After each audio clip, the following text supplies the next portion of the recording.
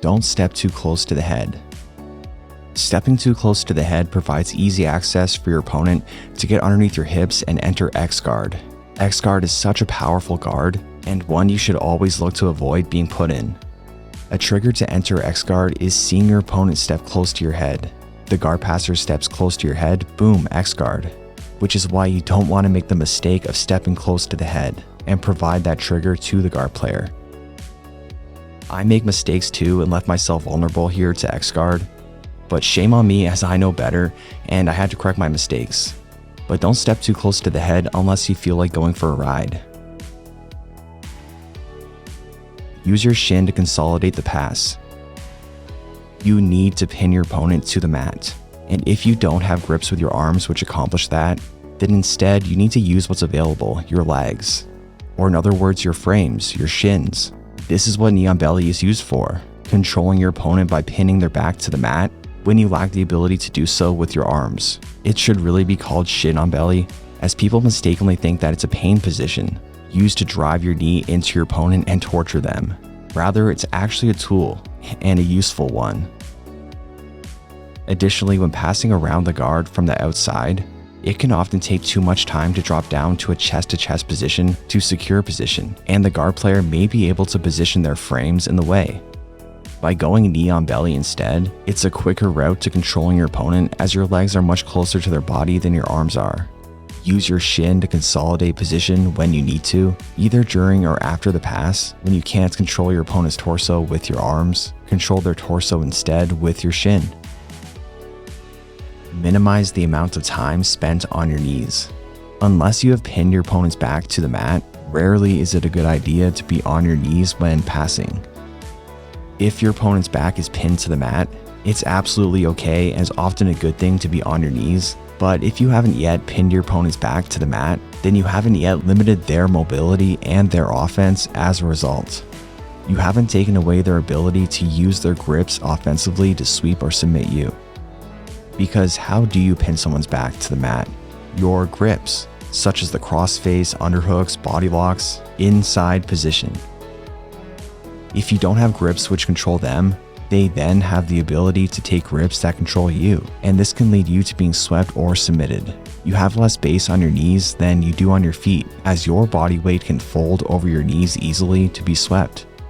Watch here how my opponent transitions from his knees to his feet to avoid being swept, but he could have just been on his feet in the first place. As he didn't have grips which controlled me, he wasn't able to pin my back to the mat using his grips. Being on your feet provides greater ability to drive into your opponent with your weight and greater ability to redistribute your base when needed.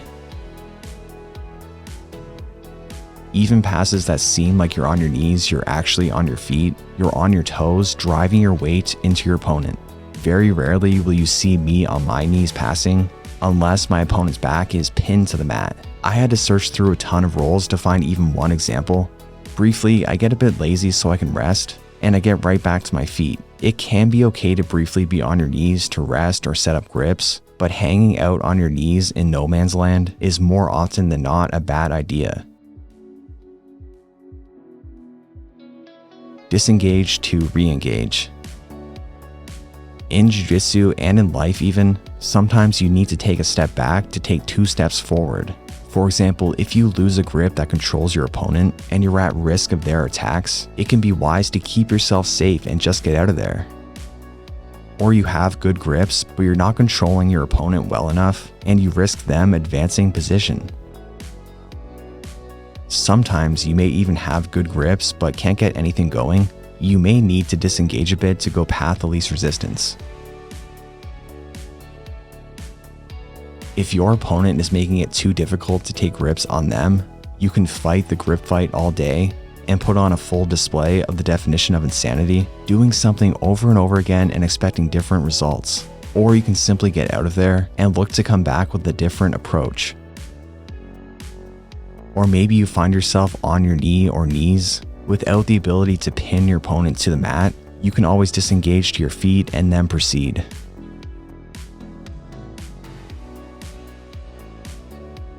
And now a quick word from the sponsor of today's video, Element. As a devoted jiu-jitsu athlete myself, I understand the desire to train as much as possible. However, I've also learned that frequent training can take a toll on the body, leading to fatigue and muscle cramps. These issues often stem from the loss of electrolytes through sweat, primarily sodium.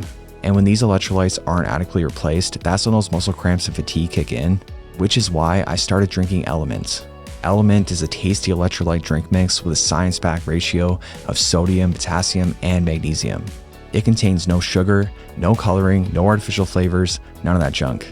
In short, Element can help prevent and eliminate muscle cramps, fatigue, sleeplessness, and headaches, and other common symptoms of electrolyte deficiency. And right now, Element is offering my viewers a free sample pack with any order. That's 8 single serving packets free with any order. This is a great way to try all 8 flavors or share Element with a salty friend. Get yours at drinkelement.com/JordanTeaches. And for a limited time, Element is offering a chocolate medley that features chocolate mint, chocolate chai, and chocolate raspberry, which are designed to be enjoyed hot. This deal is only available through my link. You must go to drinkelementT.com/JordanTeaches. Look for the open elbow. You need grips to control your opponent to pin their back to the mat. Well, how do you get them? Look for the open elbow. When your opponent's elbow is separated from their body, this is a great time to take an easy underhook. Your opponent should keep their elbows glued to their body to avoid these grips, but we all make mistakes, and you need to capitalize on those mistakes. Look for the open elbow, and your success rate of taking underhooks will skyrocket. Keep your elbows tight. Nobody wants to be put in a Kimura. This can lead you to getting swept or submitted. Positioning your elbow away from your body is a bad idea. It's another example of the open elbow. The open elbow is a trigger for the guard player to go for a Kimura. You can't provide that trigger. Keeping your elbows tight will prevent not just the Kimura but the underhook as well. Both the Kimura and the underhook are very dominant grips, which can be avoided by simply keeping your elbows tight, as well as using other tips covered in this video, such as the use of your head to pin your opponent to the mat. Also, shout out to a great podcast hosted by my friend Travis. Be just like the podcast. Be awesome and keep your elbows tight. And check out my podcast too, Talk Jitsu. Keep your butt down. Having your butt in the air leaves you vulnerable to a variety of different sweeps. There's no better example than the balloon sweep. In fact, seeing someone's butt in the air should be a trigger to go for a balloon sweep.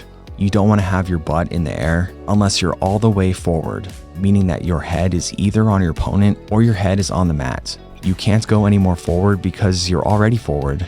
This is called tripoding. And in this case, absolutely you can position your butt in the air. With your butt, you need to be all the way back or all the way forward. This in-between or midway position is where you're most vulnerable. Close guard is a great example. Heels to your butt, you're all the way back, and this is a common passing position. Head on the mat or on your opponent, you're all the way forward. It's okay to have your butt in the air. This is also a common passing position. The in-between or the midway zone, well, now you're likely getting swept. Don't have your butt in the air unless you're all the way forward already, tripoding. Now understand that this is just a tip, not a rule. What it really comes down to is whether the guard player has grips which can pull you forward, and whether or not you have grips which prevent them from pulling you forward. F it, try a leg lock. Generally, you need to pass the legs to look for submissions on the upper body. You can save yourself a step by attacking the legs rather than passing them. Why ignore 50% of the body? A great time to do this is when you're in quarter guard, meaning your knee is free from their control and you just need to free your foot to complete the pass. But instead of passing, you can just backstep into a leg lock.